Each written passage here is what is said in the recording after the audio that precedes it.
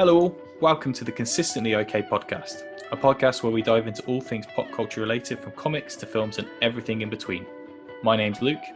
I'm Nick. Join us every week for a podcast that doesn't set its bar too high or too low, but rather keeps it at a consistently OK level for your enjoyment. Hi everyone, thanks for joining us on the Consistently OK podcast. This is our season finale, so we're going to go a bit nostalgic with what we're going to talk about. This week we're going to cover WWF, WWE, specifically the Attitude Era, but also how we got into wrestling when we were younger and if we're still fans now, and so on and so on. So it's a little bit different to what we're normally covering, which is films, TV shows, comics and games, etc. So quite excited to jump into something from our past. Yes. And obviously I'm joined with Nick. How are you, Nick? I'm all good. I'm quite excited about this one. You know, I think it still fits firmly within the pop culture world, at least. It does. I'm pretty sure I just said I'm joined with Nick instead of joined by Nick. I mean, you have said in the past that we're always together. We are always together. Either way, it's fine. Probably no one would even notice that I said that, but I did. So criticize myself. So yeah, as I said, it's our season finale. So we've had 20 episodes of the Consistently OK podcast, and we're obviously going to do 20 more for season 2. We're going to have a little bit of a break, and I'll talk more about the end of what our plans are and what we're going to do. Yep. So, wrestling. Isn't it great? Wrestling. It's awesome, although, you know, you talked about whether we still watch it. I haven't watched it in many years. I think I've seen the odd thing, and to be honest, it's more just throwbacks for me now. It's just, I'm one of those, like an old person. I'm like, it was good in my day kind of thing. That's me. It was good in your day. It was even better in my day. It still is good. I tell you. Okay. I mean, we'll jump into, obviously, we'll just start at the beginning.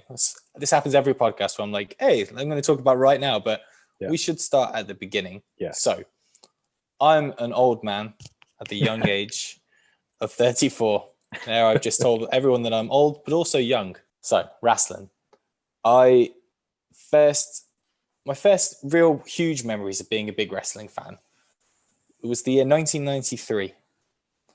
And I can't quite remember the order of things. My first memory I have of the earliest event that I saw was WrestleMania 7, which was in 1991. And the reason I remember that WrestleMania is that my middle brother, Aaron, he was at his friend's house, and they sat down, they were going to watch this VHS, and the cover had Hulk Hogan, Sid Justice, and Macho Man and Ric Flair. I had no idea who these people were at this point. But they said, we're gonna watch wrestling, and it was really exciting. And I think that was a video from 1991, obviously, but I think it was in 1993 that I saw it. Cool. But that is the first event that I saw. And I remember watching it, and I remember the first thing I saw was the Hart Foundation. Amazing. So it was Bret Hart and Jim, the Anvil Neidhart, coming down to the ring. And I thought, what is this craziness? Yeah.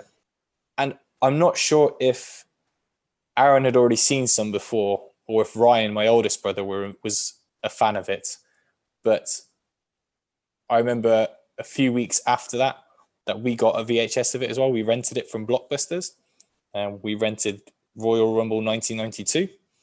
And my mum was awesome. She used to, if ever one of us was sick, we used to have to go to her work, and she would take us to Blockbusters and rent us some videos to watch while she was at work. And it was typically wrestling. Like, it was normally the Royal Rumble ones because I loved the Royal Rumbles. So I got into wrestling. 1993 was when I started being more interested in it as a kid. And I remember WrestleMania 9, which was in 1993, which was this like Caesar's Palace event, which was really like poorly received by a lot of fans and critics at the time. But when I was younger, I was like, whoa, like it's amazing. They're in Las Vegas, wherever that is. And it was awesome because Bret Hart was my favorite wrestler at the time, him and the Ultimate Warrior. And Ultimate Warrior I wouldn't have known this as a little one, but he had just left the company because he was a bad man. Oof. And Bret Hart was in the British Bulldog and stuff. They were my favorites at the time. And Bret Hart was in the main event, and Yokozuna was the bad guy, this huge sumo wrestler guy. And I remember my mum, because it was on a midnight in England, which was quite late, especially when you're young and you're going to school the next day. And I remember my mum saying that we weren't allowed to watch it, blah, blah, blah. But my mum was pretty cool.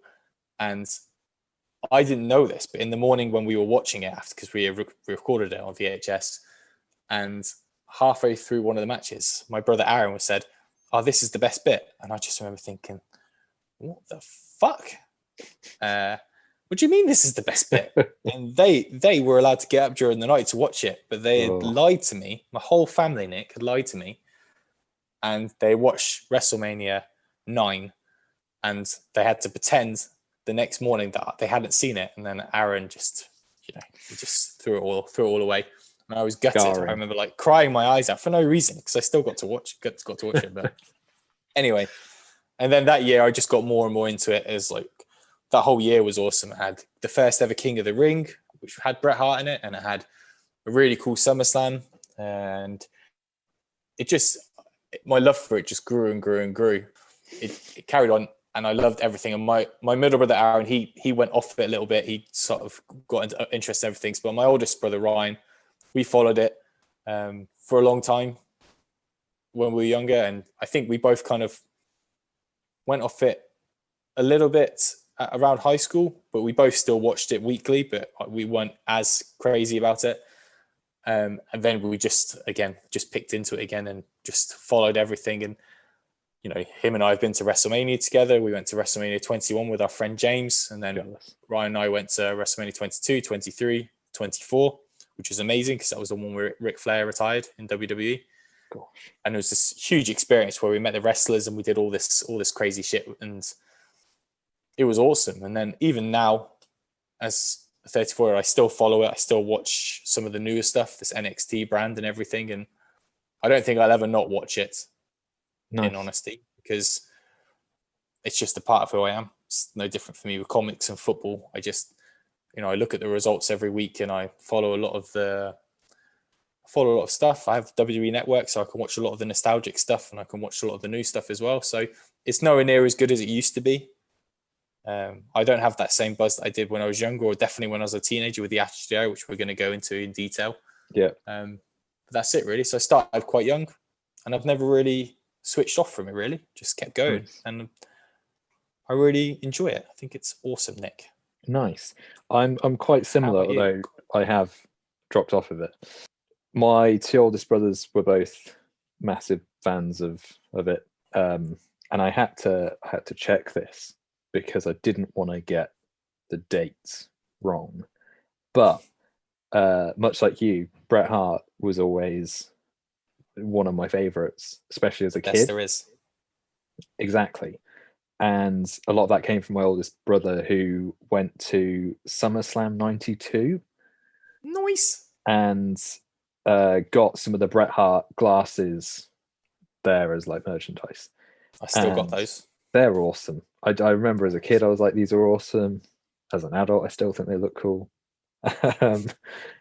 Funnily enough, our friend Harry has a pair of glasses that I always thought looked a little bit like Bret Hart's glasses. You had to bring Harry. Had to bring him in. But yeah, so he was just a huge fan, and I think because of that, Al was as well, and then I got into it. And yeah, I think the time in which I got into it was probably around the time that Attitude was starting, because I want to say it was like 95, 96, 97. And I just remember being like absolutely in love with it, and just like figures everywhere. Attitude Era figures were awesome. They were so cool. And I remember one Christmas, I think I got a ring with a cage, like that you could like clip onto the turnbuckles. Yeah. And I just remember opening it up, and I was like screaming with happiness. So good. Those toys are so good. Yeah, they're just awesome. And yeah, it was just a case of like, I was just fully into it. I remember I've got like a really weird memory of a summer and just like playing with wrestling figures and being really excited about a SummerSlam. Can't remember which SummerSlam it is, but there was just one that I just remember being like, this is awesome. I think it's the one that I'm going to talk about as well. I think, because I remember it mainly from music. I will let you know. Yeah. But yeah, that was sort of how I got into it. Wrestling games as well, as we talked about in our video games podcast. They were a big part of my kind of video game career. Hobby. Um, No, whatever stick with career. yeah, sounds better. Yeah. Put it on your CV. Yeah, been playing video games since like '94. Whoa, you're hired. Yeah, so yeah, it was just always around, and I was very much into it. And then I think just as I got older, I think sort of my hobbies, my passion, obsessions became other things, comic books and film and TVs and that kind of thing. But I've definitely understood in later years as well, since I got into writing more, that I think a big reason why I really got into wrestling was the writing. I think, Yep. especially the Attitude Era, I think the writing on that is sensational. Insane. And Yeah. there's a band that I really like, and the lead singer is really into wrestling, and he always talks about the fact that he thinks the thing that makes it so good is that it's like a soap, that the writing is so addictive that you want to come back like every week to find out what's happening. I mean, it is, isn't it? So Yeah. I watched a documentary with Ric Flair earlier, and they asked him if he gets annoyed when people say wrestling's fake. And it still annoys me to this day when people talk to me about it. So typical of someone who's never watched wrestling and they say they think it's fake. Obviously, everything's moved on a lot since 15, 20 years ago because everything's out there. People know it's scripted, obviously, but it is a soap opera. But the amount of stuff they actually have to go through, like being on the road all that time, taking bumps, all that stuff. It's, you look at all the injuries that these wrestlers have and how many wrestlers have died at such a young age because they've had to take painkillers all the time. But it's a soap opera. It's a sports and a soap opera, isn't it? That's the thing. Yeah. But it's I think for me, like you said about getting into comics and things, and I'm really into comics. Comics is my passion, and I'm a big football fan as well. But the thing about wrestling is it's a little bit separate for me for that. It's almost something it takes me away from everything else. And I really enjoy, like you said, the storytelling with the Attitude Era. But even now, there are some really good storylines out there, and I think I just admire a lot of the stuff that they do as well because I've followed it since I was younger, and I did look at people like the Ultimate Warrior at the time. He was just like a superhero type thing. I dressed as the Ultimate Warrior on my stag do actually. Classic.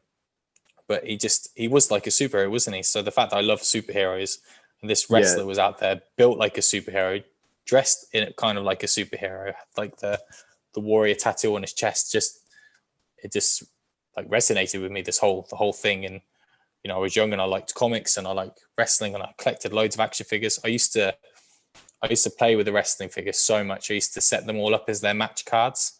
Nice. And then got a ring, like you said, and just used to relive the matches I had seen. Just tried to do the best Vince McMahon commentary that I could. Amazing. At the time. So did you have one of those rings that had like the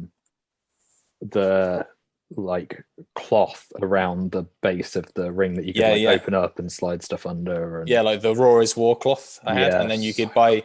And then you get like the SummerSlam one as an alternate cover and everything.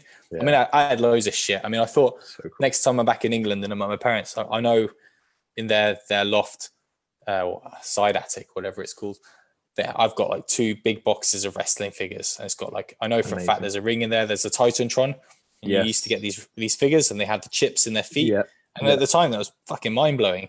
You put the Rock on it, and all of a sudden it was like, "Do you smell what the Rock is cooking?" Yeah, and it was like really echoey, like, and I've got all that shit, and I've got all the.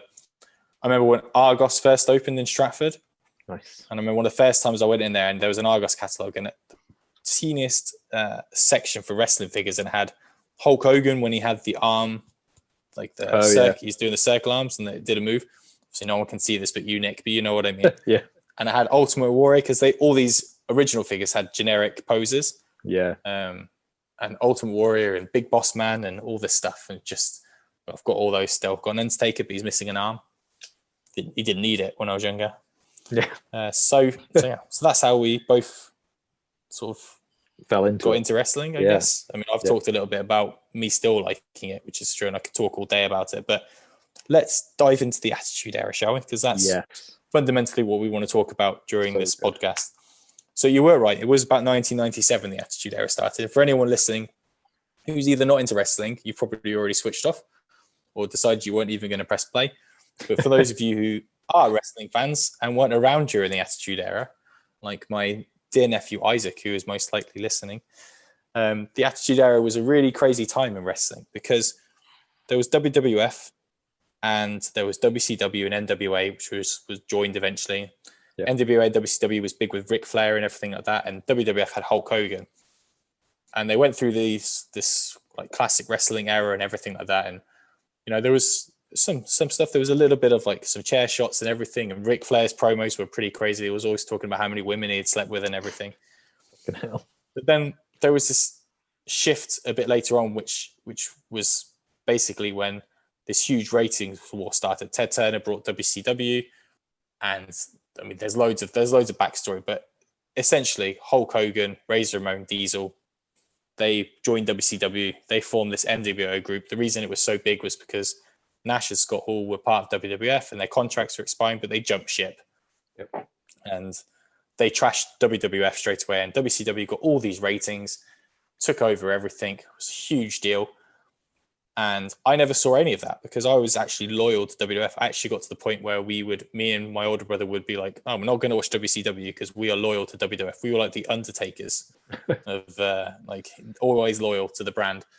And anyway, this whole thing exploded and WWF had to, they had their own shit going on. They had Stone Cold Steve Austin coming up and he had Vince McMahon, who was the owner, but he always was just doing commentary. He started getting involved in the storylines of Stone Cold, and The Rock started coming up and he started saying a bunch of shit that was hilarious and rude and all that stuff. You had this Ministry of Darkness stuff going on with The Undertaker and basically Degeneration X. Yeah. I mean, there's 4 or 5 different starting points they say when the Attitude Era started, but the main one I think people say is the Survivor Series 97, where Shawn Michaels and Bret Hart had a match. Bret Hart got screwed out of the title because Vince, there was loads of behind the scenes politics, but Bret was threatening to take the title to WCW because his contract expired. And anyway, that's a huge podcast in its own if we ever want to talk about that. But yeah, essentially all this exploded and the Attitude Era was born. And the Attitude Era essentially was absolute balmy, like wrestling, short matches, loads of disqualifications, violence. Yeah, heavy. Women in bikinis, some really, really good matches at like some big events like WrestleManias and SummerSlams, Hell in a Cells, all that shit. It was just insane. It was so crazy. And you couldn't not get into it because all your friends, if any of your friends at that point, obviously we're a bit different in our age gaps, but for where I was in my year, if there were people that hated wrestling before, they didn't want to talk about it, when the Attitude Era was on, everyone was watching like Raw or SmackDown or the highlights of the weekend. And there was a group of us that would just talk about it. And I actually had some friends at school that were massive wrestling fans, but they weren't people that I hung out with a lot of the time, but we became really close because of wrestling. And there were a few of my close friends that did watch it, but it was just insane. I mean, you obviously were a big fan as well, Nick. Yeah, Attitude just hooked me. Yeah, just like you said, it was just the pure carnage of it, that it was sort of like you could tune into a SmackDown, which I don't know if growing up I'd always just associated SmackDown as like it's sort of the in-between and like the pay-per-views are the big thing, but you could get massive matches on Raw or SmackDown during Attitude. Like you'd have a cage match, or you'd have a ladder match or something, and it would just be like pay-per-view level good. And yeah, I just remember being hooked on the again, I guess the storytelling of it all, but it was just suddenly there were so many characters that were interesting, and everybody sort of had a turn of like being like the heel or kind of having a bit of a shift, and I think that made it interesting as well. There was an unpredictability to it. Well, there was a lot of wrestlers that were, if you think about it, you got Hulk Hogan, Ultimate Warrior and stuff, and those big names that this Attitude really launched. You know, The Rock, Stone Cold, Triple H, even The Undertaker in some respect, put him up to the next level. You had Kane. Yeah. You had like the New Age Outlaws, all of these names that just, they all, in this era, they all just shone. Like even lower card wrestlers, like someone like Al Snow. Yeah. Like a very, very good wrestler before he was Al Snow, hardcore champion, going around with a mannequin head with the theme music that essentially was, what does everybody want, head? And to the younger audience, you're just thinking about his mannequin. But obviously, it's not. It's like D-Generation X. Yeah. I think when I guess I was quite young. I mean, you would have been even younger, but when they were going around doing their crotch chops, you know, it just looked cool. But then obviously it doesn't even mean that. So, you know, you're young and you're going around crotch chopping, you know, going up to your parents or anyone like that, or teachers being like, suck it. And they're like, what? And they're like, hey, I saw it on TV. It's fine. Yeah. So, yeah, just crazy times. And you said about the writing, there was a guy called Vince Russo who was the main guy who did a lot of the writing, and he's still crazy now if he tries to get on board with any writing, but it was just insane. There were so many crazy storylines, but also so many good storylines that you invest in it. It was manic. He said you were getting these crazy quality matches, which you normally would get on a pay-per-view, but you're getting them weekly. Yeah. And that's what it feels odd now if you ever watch wrestling again, because there are big names in wrestling now, but it always feels like it's the same matches over and over and over again. But at the Attitude Era, it didn't matter, because one week you had Rock and Stone Cold teaming up against Triple H and Big Show, and then the week after that it was Rock versus Stone Cold, and then it just was manic. It was just so crazy. Yeah, I think I've said that a million times already, but you can't. Living through that era, I mean, wrestling is going to go on for years and years and years, isn't it? But you know, I could be in my 70s, and you know, my son could be, or my daughter could be watching wrestling and be like, "Oh, this is great! They're wrestling on the moon." And we're like, "They might be wrestling on the moon, but it's no Attitude Era." Yeah, that was fucking insane. It's not quite barbed wire bat territory. No, it's not. Yeah, no. Yeah, it was just it is really hard to describe as well.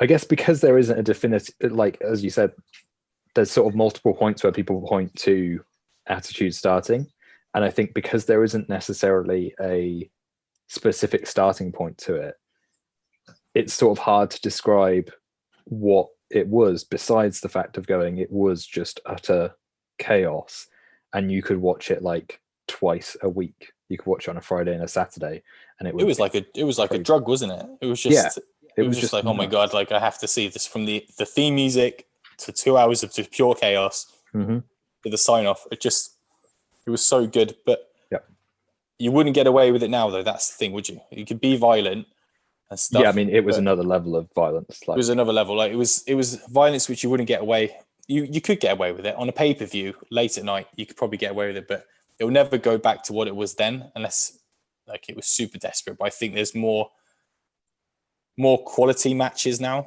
than there were quality matches then, obviously with the Rock and Stone Cold and stuff, but the level of athleticism and stamina and everything is completely different now.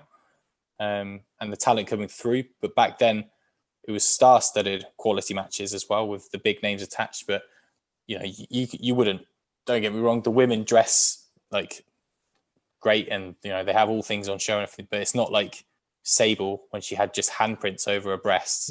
Like that's not going to happen anymore. And you know, what the women were very over sexualized and stuff in those days, in the Attitude Era. But now obviously the women are main eventing WrestleManias and things. That's how high the bar has come now. So you know, you wouldn't get away with that stuff now. So it will never be done that way again.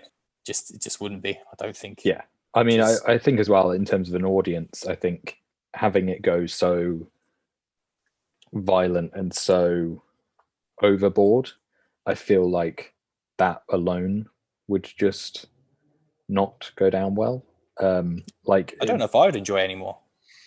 I think I would, provided it was you know, similar chaos. But I think it's hard to match what that chaos was, because it was, as you said, it was like short matches where it was almost like they were like, okay, you've got 20 minutes to do the most ridiculous, back-breaking stuff you can, and then they would go out and do it. And it would be people that you also wouldn't expect, like Kurt Angle.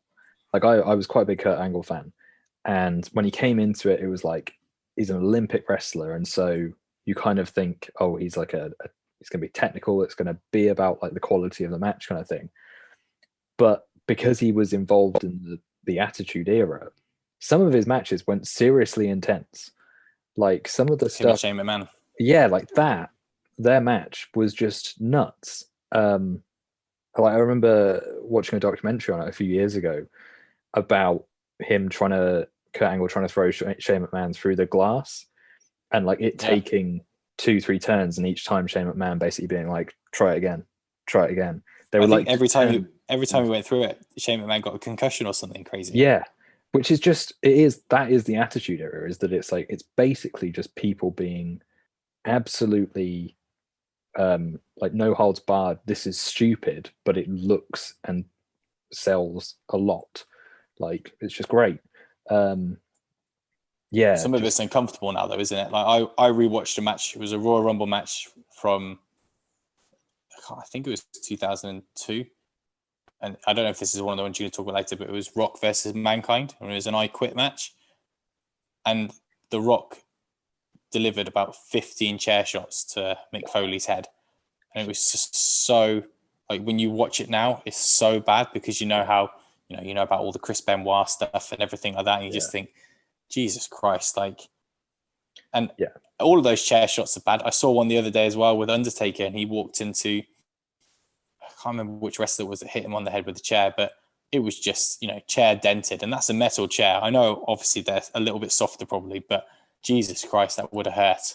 And I think that's what I mean by, I would be uncomfortable now if that was just all the time. Yeah. Because I'm more critical when I watch wrestling as well. Like if I do text my brother or my friend James or whatever, I think we're talking now more about the quality and what's, we badmouth some of the storylines, obviously, and we can't believe some things that have been decided and how like WrestleMania is stacking up and everything. But I think if that was the case now, if it was just people getting disqualified and smacked with chairs all the time, it just wouldn't be, I don't think it'd be as enjoyable as when I was younger. And it was just, like I said, adrenaline from watching the Attitude Era. It was just all the catchphrases and everything was just mental. It was just such a chaotic period. And I think they would struggle to replicate it as much as I think I'd enjoy. Like if they just did the odd match here and there of like Attitude Era match, I don't know what the fuck that would be. Yeah. But if they did something like that, I'd probably watch it. But I think to try and match it for like 2 nights a week and then a pay-per-view, which was like basically every month as well. So now, in the Attitude Era, it was spread out a little bit more, but then then it turned into like every month, and now it feels like there's pay-per-view every 3 weeks. But obviously because they've got the network, it's different. But that's the one thing for me that the Attitude Era I didn't like about the Attitude Era, and I still don't like now, is how often there are pay-per-views. And obviously it's all money related, but it was so much better when there were like 5 big events: your Rumble, WrestleMania, King of the Ring, SummerSlam, and Survivor Series. Yeah. And then you had a few in between because it felt like things had time to build more. But now it's just like, bam, there's a championship match. 3 weeks later, bam, there's a championship match. And that's what I'm saying. It's just repetition every week now with the same. They have a championship match on a pay-per-view, but you actually saw this match on Raw 2 weeks ago. Yeah. I think there's a middle ground there, and I think there's a company called AEW now, which is really good and enjoyable as well. But they've kind of found a middle ground because they're not PG, but they're not like Attitude Era, but they have quite a bit of violence, and no one perceives the women that they did anymore. It's like I said, they're not going around in bikinis or anything. Yeah. Actually, these women are super talented, but I think there's a middle ground there, and I think WWE are slowly coming out of the PG era more and more now because they've picked up a little bit more on like a bit more violence, but restrained violence. Yeah.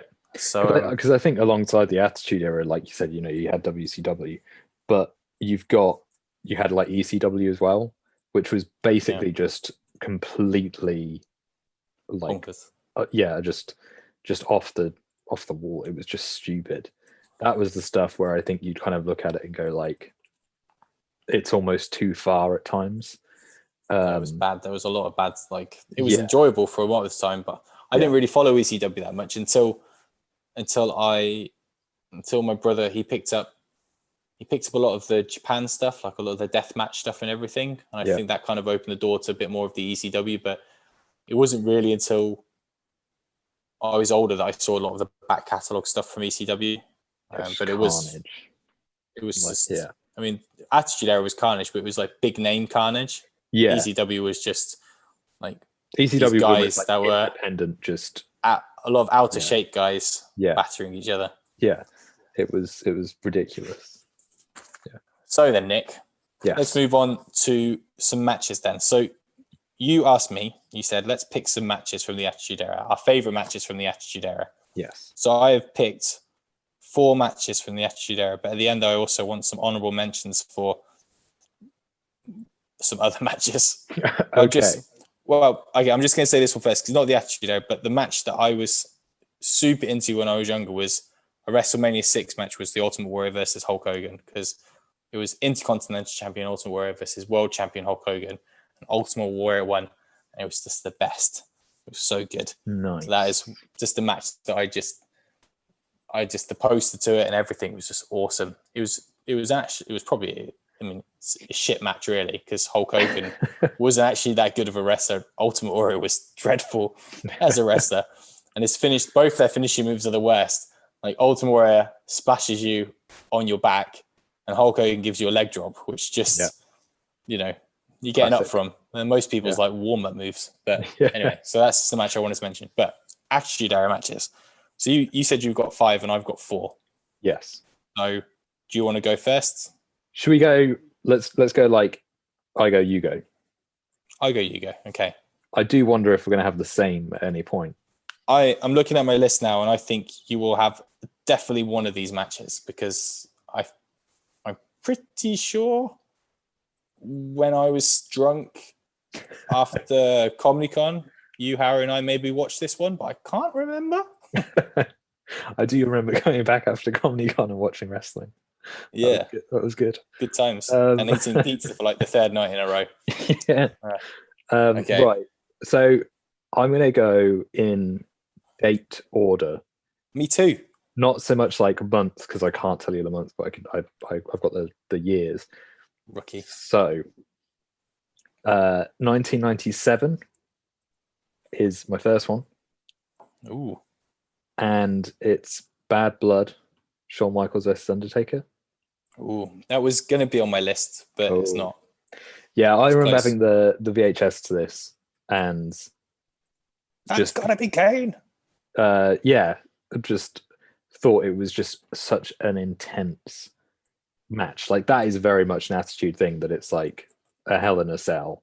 It was the first Hell in a Cell as well, wasn't it? So no one really knew what was going to happen. No, and to design like this massive cell over a cage, and then just let 2 of the like biggest wrestling superstars go at it, was just nuts. And especially, like, I always think it's one of, if not Shawn Michaels' best match, because it feels like he just gives everything to it. Like, by the end of it, he goes just battered. I mean, he obviously he wins the match, but he wins the match. It's not obvious at all if you've not seen it, but he's fucked, isn't he? Like, he is gone. Like, even one of my favorite visuals of that is once he's pinned Undertaker, because he's had his arm draped over him. Yeah, he's still not moving for so long. Yeah. He's just like completely whacked out of it. And Triple H and China carry him to the back, and he still looks like he doesn't have a clue what's going on. No, and it's stuff like, there's the bit where he's like hanging onto the side of the cell, and then he like jumps off and like takes out Taker on the commentator's table. It's also like they obviously changed the size of the cell at one point, because that cell is really close to the commentator table. Like, there's not that bump isn't that bump when he comes off the cell. He's hanging on. That's actually not as crazy as it first looked when I was younger. Yeah, when I saw it the first time, I was like, "Oh my god, he's dead." Yeah, I think, like, having seen other interpretations of it now, you're like, that wasn't. But yeah, definitely. I regret going high pitch then, but it's too late now. Definitely watching that back then, I was just like, this is crazy. And I think, again, because it was a very like brutal fight between the 2 of them. Just that's always stuck with me. I always thought it was really cool. And yeah, as you say, Kane's arrival is then pretty massive as well. So that'd be my first one. Came out. Yeah, awesome. All right, so I'm a bit further back in time, but my first 2 matches that I have to talk about involve both wrestlers that you mentioned in your match. But the first one was SummerSlam 1995. Okay. Shawn Michaels versus Razor Ramon. Now, the reason this match stands out because they had a ladder match at SummerSlam 95, but it's their second ladder match. Their first one was the year before at WrestleMania 10, which is, I think it's written as one of the best matches ever, because I think it was the first big pay-per-view that they had a ladder match on. I think there was a couple before. I think Bret Hart and Shawn Michaels had one on a random TV taping thing, but that was the first time they'd used the ladder in that way, sort of jumping off and using it as like a weapon. Yeah. But the thing about SummerSlam 95 is that I remember watching it. I remember seeing it happen when I was younger. So I still would have been pretty little. Bearing in mind, I was crying 2 years earlier that I didn't get to see WrestleMania 9 with my brothers. So I was fairly little, definitely in my late teens. And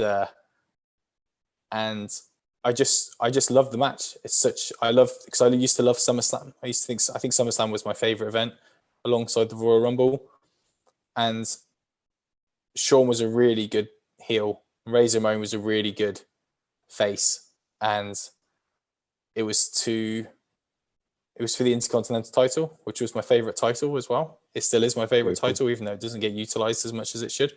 But it was just another really, really good match. And the fact that they were able to do as good a match as they did at WrestleMania 10, which at the time I couldn't compare because I wasn't full of all this wrestling knowledge. But now when I watch it back, it's still really, really fun. And they had this added element because Shawn Michaels had a bodyguard. He had this Diesel. Kevin Nash was his bodyguard, which worked really well as well. So nice. That was my first one because it was just really good. And those two, when they had matches together, because that feud went on for like 2 or 3 years between Razor, Diesel, and Shawn Michaels, and you could tell because that was there's thing called the Click, which you obviously probably know about, which was Shawn, Razor, Diesel, or Nash and Scott Hall, Sean Waltman, who was the 1-2-3 Kid or X-Pac eventually, and Triple H. So they were all best friends backstage, and they had their own group that hung out. So you could see that these matches. I don't think Shawn was too off the rails then either, so he did go off the rails around like 96 when he won the title. Yeah, I mean, Bad Blood is like. Bad Blood is when he's definitely gone. He's off his rocker, and there's loads of things around there. When he went to, there was the European Championship match in England with the British Bulldog, where he's just high as a kite, and WrestleMania 14, which was like his last match before he was off for a while, and he wasn't in a good way. So that was my first one. Nice. What about your next one? Classic. So next one in order. Again, I'm not sure of the dates of this, but I think this is first. SummerSlam 2000. Steve Blackman versus Shane McMahon. Ooh, that's a good one. Yeah, I remember again watching this kid. That was like a no holds barred match, wasn't it?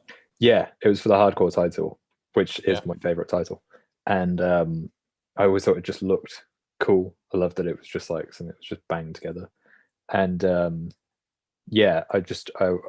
I've always liked Shane McMahon's style of wrestling. That it's quite like scrappy. I think he suits the hardcore title. He's probably not the best wrestler in the world, but I think he's definitely not the best wrestler. But he seems to go on every WrestleMania somehow. But when at that point, it was quite enjoyable to see him because he was obviously he shouldn't be anywhere near a hardcore title match, but he always holds his own. Yeah, I always just felt like he, especially in the Attitude Era, just did stuff that was like suited attitude where it's just that's stupid. And I think that match in particular was just very good in terms of hardcore match, and ending with him like falling off the Titantron and then Steve Blackman like jumping off and like basically finishing it there. I was just like, that was pretty big. When I think about that match and the Titantron thing, I always think Steve Blackman hitting him with the kendo stick, but being really quite gentle. Yeah. And then Shane being like, whoa, but what it really did was like a real good smack on the back of the head. Yeah. But it just kind of lightly, like 3 or 4 as him. well. That's like really light, and then he just falls. But I just remember watching that and thinking like that fall was pretty ballsy. It's pretty ballsy. I think he's done even bigger ones since then, hasn't he? Yeah. He jumped off a few years ago. He jumped off the top of the Hell in a Cell. Like, he wasn't thrown off or anything. Like, it wasn't staged. Like, it was just like, obviously it was staged. He missed. I don't know who he was against, but he missed anyway. He went through an announce table, and that's when you look at that one, and you look at the Shawn Michaels one from Bad Blood. Yeah, where Shawn basically slightly different. Like leant over and went through an announce table, which looked like a big deal. Shane Mang's like, I'm just gonna jump off the top of it, no problem. Yeah, he definitely has like a streak of just being nutty, and I just remember enjoying that match and think that was really cool. Like, nice. I would not have suspected that would be on your list, but it's good. It's a good choice.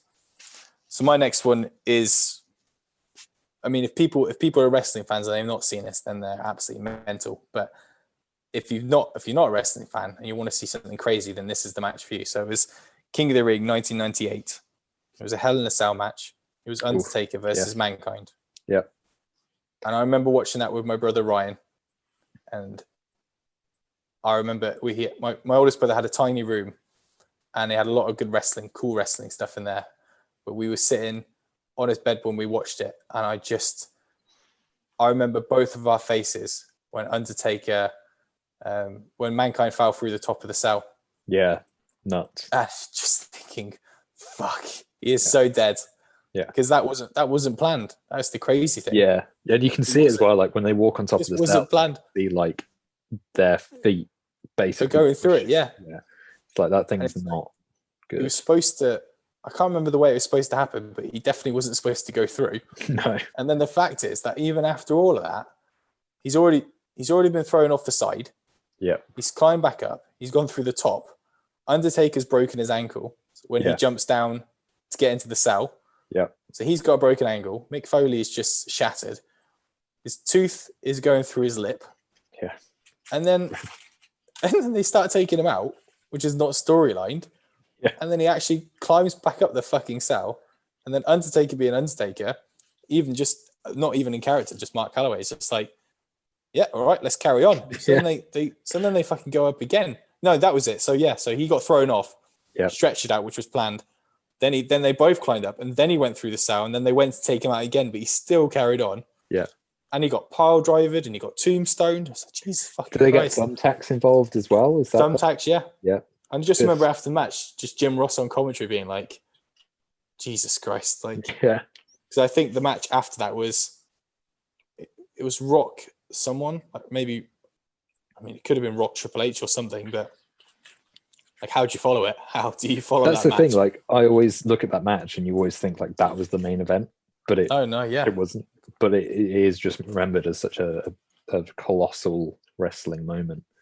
I was reading something interesting about opening matches and closing matches and stuff, and it was like with WrestleMania, if you're not last on, you want to be first on, because the middle kind of gets forgotten. So now you get more wrestlers trying to get the opening slot than the end slot. Although in the Attitude Era, that kind of wasn't true, because the Attitude Era you could get really good matches like in between. Yeah, you could do. Yeah, which is I think a lot of the matches were. Nuts. You think about all, like you said, Angle, like any Angle, Jericho, Benoit matches in the middle were just were just super high quality. Yeah. So Taker, Mankind, Hell in a Cell, 98 was just awesome. All right, Good. What you got? So I've realised I've actually got 3 in the year 2000. It was obviously a good year for me.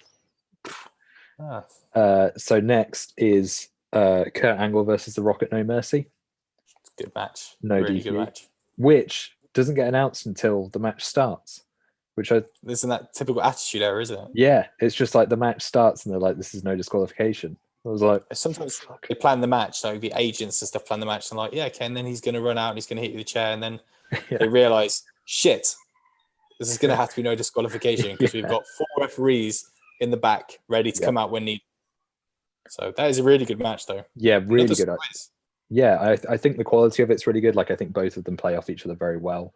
The storyline behind it, I feel like was built up for ages. The whole like Rikishi, Stone Cold run over storyline thing that The Rock gets involved in, and then at the same time, like, I'm pretty sure that's Kurt Angle's like first year of wrestling. I think he debuted in like '99, but it counts. Did he win the title in that match? Yeah, that's the thing. He's like, I always remember them talking about it. That he had like this crazy whirlwind of a first year where it's like he debuted. Yeah, because he won the European title. Yeah, and the Intercontinental title and the title. Yeah, all in like 1 year. And King of the Ring. Yeah, it was just nuts. And like this was a really big storyline as well. Like the leading up to No Mercy, it was just huge because he was involved with like Stephanie McMahon and like Triple H was involved in it, and it was just huge. And I just remember watching that match, and again, the no DQ part of it was great. There's like the nice surprise at the end where Rikishi shows up and sort of goes to take out Angle, but messes up, takes out The Rock, and sort of costs The Rock the match, and Angle wins it. And it's sort of just like this, like, I just remember watching it, and there was sort of this disappointment that The Rock had lost, but at the same time, you're kind of like, Angle's pretty cool. Like Angle was pretty cool. Right.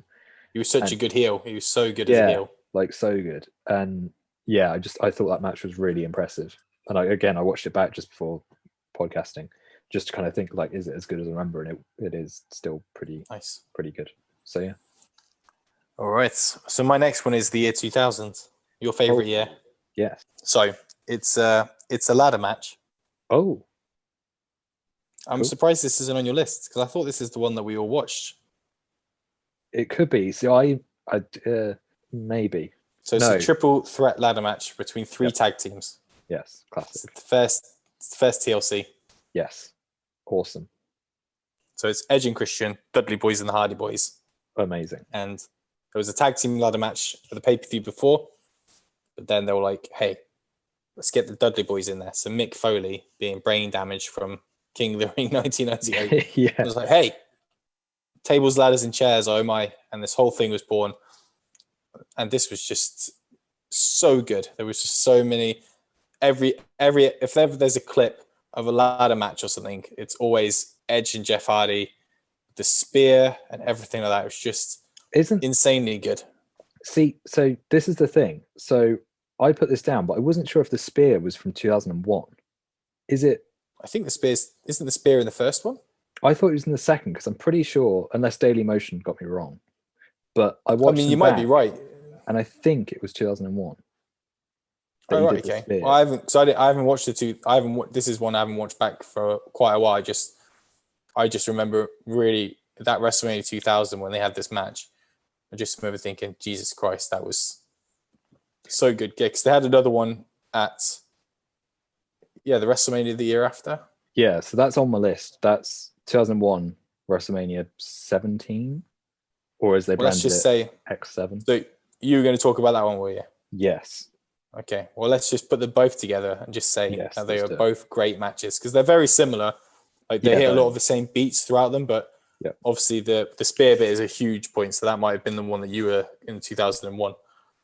But it was crazy because there were so many people involved in it, but it was so well organized. And I remember listening to a podcast of Matt Hardy about how all six of them just sat down every day before and they went through every single bit of what they were going to do and how they were, and it kind of set the bar for, okay, so if this ladder moves here, then this bit could be in place for in 20 minutes time when Bubba Ray is going to put Christian through a table. So we'll set pieces up so we don't have to move them into place later, and we'll make sure things are moved out of the way. So when you fall, that still isn't there. It's just the whole planning for the match was great, and just the fact that Edge and Christian won it as well. Like the two people, a bit like Angle, they were so good at being heels that you didn't want them to win, but when they did win, you were like, it's okay, because it wouldn't have felt right being the Dudley Boys, and obviously the Hardy Boys almost just like fan favorites. It's like,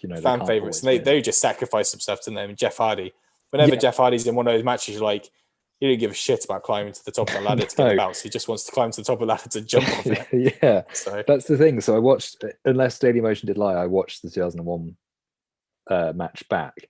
Which I'm starting to think you're more right that it is that one. So I'm thinking of what their wrestling outfits and thinking that it's from the SummerSlam, the WrestleMania. Yeah, it must have been. It must have been the one after. Because like the WrestleMania one is only a 20-minute match, which in my head I was like, it's 40 minutes. It's not. And it's got like 3 just massive moments, which are, obviously the spear is just ridiculous. But you've also got Jeff like pulling out the enormous ladder. The leg drop. And swantoning onto Rhino. Oh, yeah. Because that is the second one, because that's because the first one doesn't have any of the extra guys in it. Yeah, it's not like the second one has Lita, Rhino, and Spike Dudley. Yeah, all three of them rock up. Yeah, you're right. It's just carnage. And yeah, when he does that, I can't remember if that's the one where he broke a bit of his back or like his coccyx. He broke his didn't he break his like tailbone or something stupid? Yeah, something like that. And you can kind of see it because there's like he sets up 2 tables, Rhino's on one of them, and only one breaks, and he just looks like he's in so much pain after it. But when you watch it back and you watch him just set up this ladder, you're like, he literally doesn't care about getting a belt. He is just on it to just do this ridiculous thing. That's another thing. Yeah, I read something about, he was talking about a Royal Rumble. They had a tables match with the Dudley Boys in Madison Square Garden. He climbs the balcony at the entrance of Madison Square Garden. Yeah, I remember that. And he does a swanton through Bubba Ray. Yeah. And he said that during that match, when they left the entrance, he was like saying to Matt Hardy, like, I cannot wait to jump off the top of the entrance. That's all I want to do. I just want to get to that point. I just want to jump off straight away.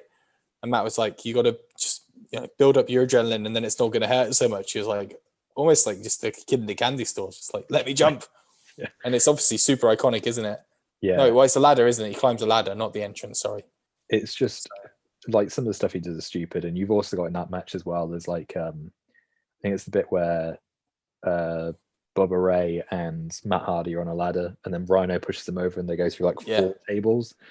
But the way that they go through the 4 tables is possibly the cleanest way I've seen anybody go through them because all 4 tables just smash. Well, they actually jump as well, don't they? Because they have to clear the top rope. Yeah. You can actually see them when they're pretty much horizontal, that they actually push off yeah. into the direction of pain. It's like, we're going to have to jump now. And that's about timing as well, because if one of them jumps too soon, so it's just awesome. Yeah, that match is just nuts. I have one more on my list. Yes, so do I. It's not necessarily like the best wrestling match ever, but in terms of how big it was and just how the energy of the match, it's another WrestleMania. It's WrestleMania 18, 2002, and it's The Rock versus Hulk Hogan. Oh, okay, yeah. So I'm not a big Hulk Hogan fan. And like I said, I didn't follow those WCW. Obviously, I knew what was going on, and I wasn't looking forward to that match really. To be honest, it wasn't sort of, I can't wait to see it. But when it actually came on, and because they didn't plan for Hulk Hogan to turn face, that wasn't part of the plan. Yep. And they hadn't, as far as I know, and I might be wrong here, but they hadn't planned. They planned 2 or 3 different endings to the match, depending on how it went. And only during the match did Hogan say to Rock, like, okay, you can, like, you need to win this match, basically. I think the plan was for Rock to go over, but it was debatable because if Rock was just getting completely booed out of the building and Hogan was getting cheered, but because it was like a 50-50 thing, I think that's where they went. But it was just crazy. And I don't think I've ever seen anything like it since, where they just stood there for 5 or 10 minutes and the crowd were just going absolutely nuts. Yeah. And then the whole match worked. Like, it was an okay match. And at the end of it, when Hogan is doing his old school Hogan poses, which is probably the first time he's done that in years, because he obviously left WWF on bad terms. Yeah. Trashed them in WCW, eventually came back, probably because of the money. Yeah. And here he is, he's just Hulk Hogan again, which, like I said, even though I wasn't the biggest Hulk Hogan fan, I could appreciate just what that sort of thing signified. And it was massive. And then it opened the door for actually some of the most enjoyable Hulk Hogan things that there have been, where he teamed with Edge for a bit, and some of these pretty good moments, because there were a lot of wrestlers that wanted to team up with him and carried him along. So that was just a really sort of special match in terms of like how the fans reacted. And I don't think I'll ever forget it, because I got goosebumps watching it at the time. I wasn't even that big of a Rock fan either. So, you know, I think I would have rather it seen, like, I think Stone Cold Hogan probably would have done it a bit more for me than Rock Hogan, but because Rock was so big. If that was 18, 17, which is the TLC match as well, that the year before Rock would have been in the final of that as well, because that was Rock Stone Cold. Yeah, that was the Rock Stone Cold where Stone Cold turned heel. Yeah, that I remember that being mega. So to Yeah, follow 'cause that, that the was following huge. year with Rock Hogan and be able to maintain like that level of Fans were all over him, weren't they? Because yeah, Rock and, like you said before, like they turned heel and face quite often.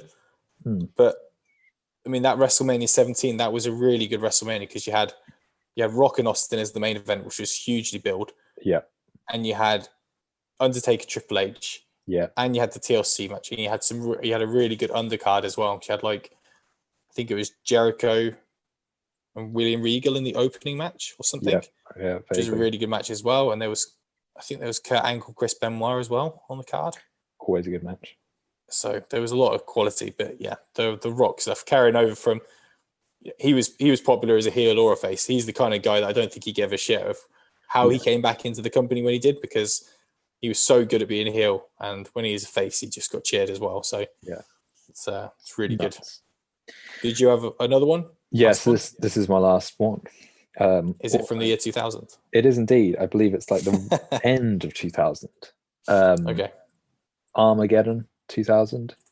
So Is it the 6-way Hell in a Cell? it is the 6-man Hell in a Cell. Yes. Again, tied to the same Kurt Angle Rock match in No Mercy, because that feud was just going on for ages. But the 6-man Hell in a Cell, I just remember watching that and being like, this is mental. Like, it just kept getting bigger and bigger.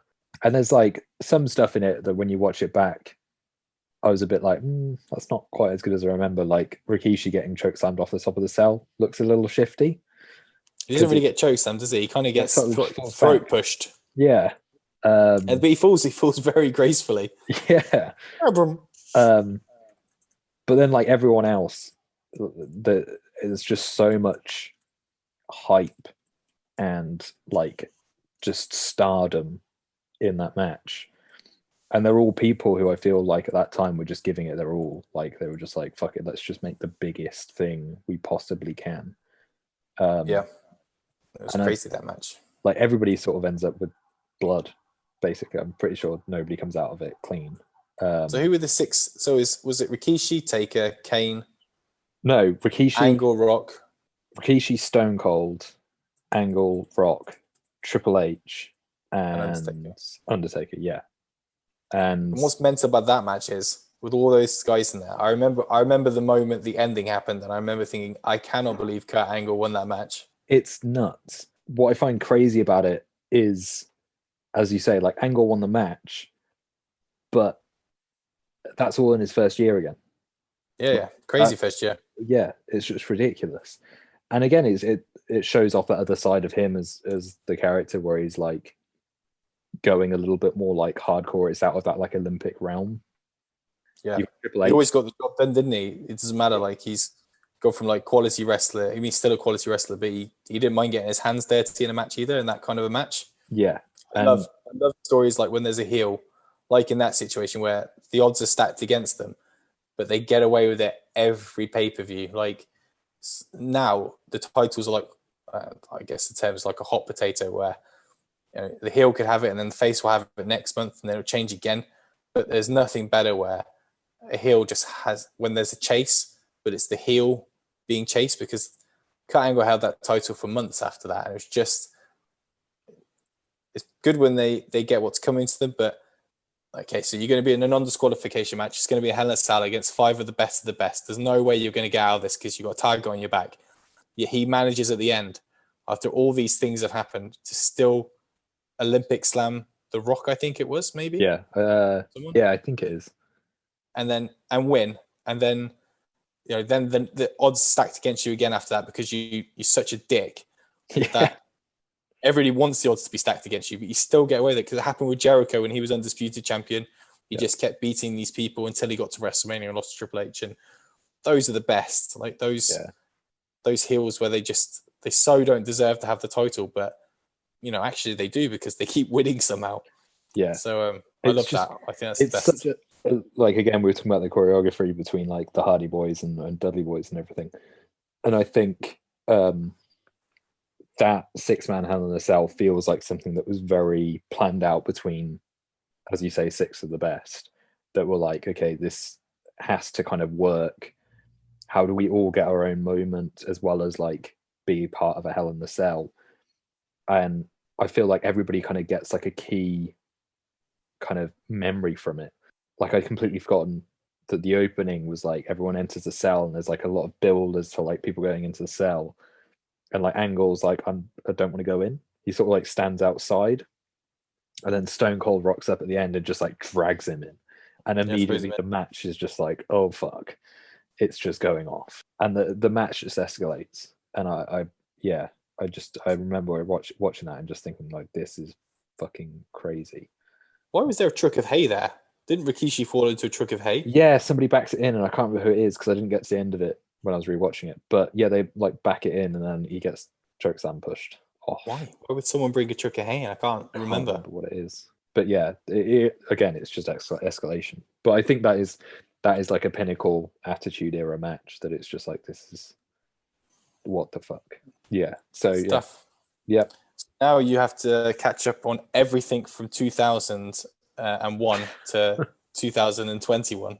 Oh, I feel like there's just too much. I do remember the point in which I was starting to go off of it. And I think it was around the time that they introduced an elimination chamber. Yeah. And I think in my head, I was like, oh, an elimination chamber is going to be like fucking savage. There's glass. There's like 4 little pods or 6 pods or whatever it was. And they're in a massive cell. This is going to get ridiculous. Yeah. And I remember watching it. I was like, oh, okay. Yeah. There was a bit of like I said, there was a phase where, I mean, I can't remember when, because my older brother Ryan, he's always been into it. I mean, I've always been into it as well. I've never not been into it, but there was definitely a period where I was just like, it's just not as good as it has been for a long time. Yeah.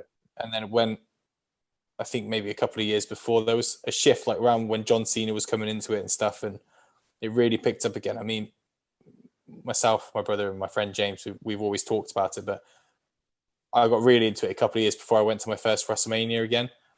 Like I said, I keep an eye on it every week, but just like the first time I went to WrestleMania was so exciting. Like to actually, I've been to some events in England before, but that bit, it was just the best. One of the best things I've ever done with 2 of my closest friends. It was just amazing. It was so good. It was such a good card as well. I had Randy Orton versus The Undertaker. I had Shawn Michaels versus Kurt Angle, Batista, Triple H, and I had a Money in the Bank ladder match. So you talk about chaotic ladder matches. Yeah, that was the first one of those. It's just insane. So, always good. So I'm still a big fan. Just the Attitude Era will never be duplicated, I don't think. So, yeah, I think it's true. I also think as well, like all the personalities of the Attitude Era, like everybody's music stands out. Like The Rock, yeah, it does, yeah. Like Undertaker had like several. Everyone had like a gimmick, didn't they? Everyone had merchandise they could shift, because you just say about like Al Snow and stuff like that. Like everyone had something they could market. It all seemed to, most of it just seemed to work. You got someone like Val Venus and stuff like that. Like that character just wouldn't work these days. Yeah. Like Billy Gunn and Road Dogg as well. Like Billy Gunn, his name was Mr. Ass, for God's sake. Yeah. So amazing. It's crazy. You got the Brood as well. We can't do a podcast without mentioning the Brood. The Brood were the best. They were so good. Ed, that is the best entrance in the Attitude Era. The Brood entrance. Yeah.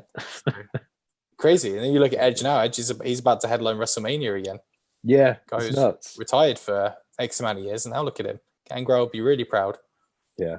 Christian jumped ship. He moved to the other AEW now. So splitting the team. Anyway, so that's our Wrestling Nostalgic Attitude Era podcast. Hope everyone enjoyed listening to it. We'll be back to more regular podcasting about comics, games, and so forth when we return for season 2. So we are going to have a bit of a break. We're going to do some recording. We're going to read. We're going to watch some stuff. And we'll be back for season 2 on the 12th of May, which is a Wednesday. And then we will be releasing our podcast bi-weekly from then on. So we'll try and do some longer podcasts with a more detailed focus on the subjects that we're talking about. And we'll be hitting all the beats that we've been doing. We're going to do new films that are coming out, games that we've been playing, comics that we've been reading. And we're also going to try and do every month, try and focus on one specific subject. So if there's anything you think we should cover or you've got any ideas, then leave us a comment on our social media, which you can find at Consistently Pod, which is on Twitter, YouTube, where you can also find all our old episodes and keep up to date with what we're doing. And you can also be kind enough, if you do enjoy what we speak about, to leave us a review on wherever you listen to your podcast, because reviews are super helpful. Not only so we can find out how we can do things better, but also just to know that people are enjoying it, and obviously makes us want to do this more. So yeah, so it's been a really good first season. So thanks, Nick, for all your time. Thanks, dude. It's been awesome to just go through tons of stuff, and I'm looking forward to going in depth on some things, and like season 2. Me too. And also discussing, just general happenings. I'm keen to talk about Invincible. So Invincible is so good. So if anybody is listening to this now, although because it's wrestling related, maybe you're not, like I said earlier, but man, you got to check out Invincible. It's the best. So good. One of the best things I've seen recently. And isn't that great that on Friday nights now, you get to watch The Winter Soldier and Invincible? Yeah, exactly. Perfect. My wife is so happy. She's over the moon with it. Friday nights, just the best thing. So great. All right. Well, thanks everyone for listening. Like I said, find us on social media, subscribe to our podcast so you can keep up to date with everything going on. And we'll see you for season 2 in a few weeks. Yeah. Thanks, Cheers, everyone. Nick. Thanks for listening as well. Yeah, appreciate it. Cool. Bye, everyone.